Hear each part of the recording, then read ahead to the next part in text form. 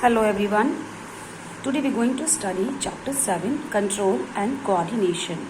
Before this we have studied chapter life processes. In that chapter we have studied how the life processes, their types, and they are so important for the living organism, and they are so important for to sustain the life of the living organism. In that chapter we have studied what is the difference between living and non-living, and of course since class 5th it's been in the syllabus from you all been studying what is the difference between the living and non-living, and all of you and all of us we have a simple answer: growth. Living things grow while non-living things does not grow. That's the simple answer we all have. Okay, but this growth is little bit different in case of plant, because you see in plants a seed. Okay, a seed will germinate and grow. It means if you sow a seed into the soil, it grow, it move. Okay, it is coming out from the soil into a tiny baby plant. It means it is growing, and at the same time it is also moving. It is moving up of the soil. So, and slowly it is growing and it is moving upward. So growth and movement are somehow similar in the case of the plants. Okay, but there are some other examples which you relate these examples with the movement and growth, like a cat running.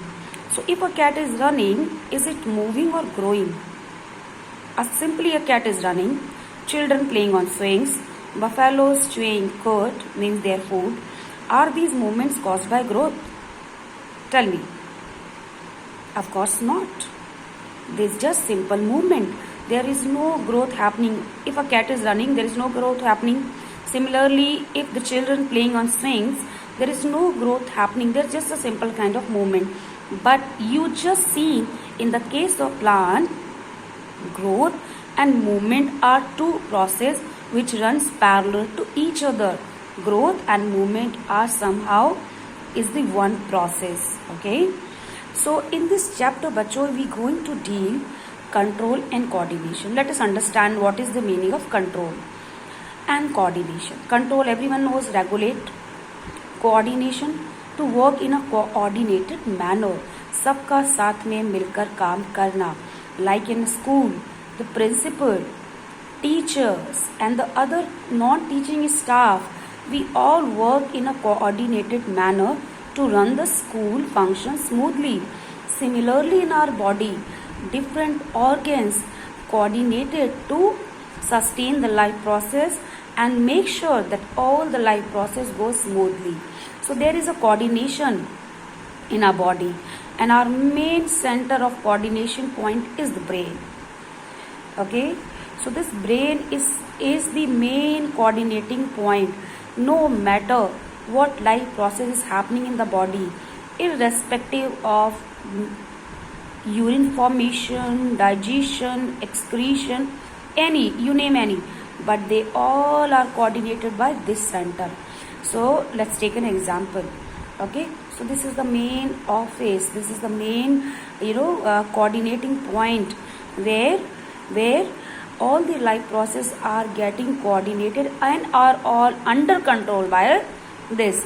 So brain decide each and every activity of the body. Okay, so in this chapter we going to deal control and coordination in plants and in animals, but first we going to study in the animals. Okay bachcho. Okay, so the topic name is animal nervous system. Control and coordination is regulated by the nervous system. If you go back in class 9, you all have studied about little bit about nervous system, wherein you all have seen this structure, right? Where this is the neuron or a nerve cell. You all have very much familiar. You all have studied this. You are very much familiar with this structure, the neuron. So this neuron is the structural and functional unit of our nervous system. So control and coordination is happening, or it is under control because of nervous system. सो हमारा जो control and coordination है वो इसकी वजह से चलता है। यह है neuron, the structure and functional unit. Even if you name brain, brain से कोऑर्डिनेट होता है, बट ब्रेन के अंदर भी there are number of neurons. पूरी बॉडी से आपकी इंफॉर्मेशन लेकर जाना और फिर वापस बॉडी को इंफॉर्मेशन देना, this is the function of neuron. Example जैसे यहाँ एनसीईआरटी में दिखाया बच्चों कि urgent and dangerous, if you touch कोई भी हॉट ऑब्जेक्ट को, if you touch so it is dangerous for you. So how you get to know this object is hot and it is dangerous for you, and you immediately remove your hand or other body parts which is in the contact with that hot object. Okay, so this information goes to the brain by these neurons. So these neurons you call them messenger. यही हैं जो message लेके brain में जाएंगी कि object बहुत hot है, ठीक है, it might be dangerous to the body part. So brain फिर डिसाइड करेगा कि आप इससे हाथ हटा लीजिए। So this is all happening because of neuron. Decision making तो ब्रेन के पास है, लेकिन ब्रेन तक इंफॉर्मेशन कौन लेके जा रहा है? न्यूरॉन्स। तो ये है मैसेंजर और ये है डिसीजन मेकिंग पॉइंट। बॉडी में जितनी, सपोज आपको स्टमक एक हुआ, ठीक है, आपके किसी भी बॉडी पार्ट में कोई भी इलनेस है, कोई भी चोट है, कुछ भी दर्द है, आपको पेन फील हो रहा है, and if you not feeling good, so these all information are detected by these neurons, and these neurons carry that message to the brain, and then brain tell us what to do and what we feel. ठीक है, so these are the neurons and very much important part of our body. Fine. अब हम किसी भी environment से या आसपास कैसे कोई भी इंफॉर्मेशन एक्वायर करते हैं। इंफॉर्मेशन का मतलब, अगर आपका हाथ किसी भी हॉट ऑब्जेक्ट पे लग गया या आपका पैर किसी भी पॉइंटेड नेल पे, किसी पॉइंटेड चीज़ पे पड़ गया और आपको बहुत तेज से पेन हुआ, ये सारी इंफॉर्मेशन। तो इन इंफॉर्मेशन को हम एक सिंपल वर्ड में साइंस में बोलेंगे stimuli. We call them stimuli. So any change in the environment is the stimuli. अचानक बहुत गर्मी है बाहर, दैट इज ऑल्सो स्टिमुलाई। आप कमरे में आए और आपने एसी ऑन किया, दैट इज योर रिस्पॉन्स।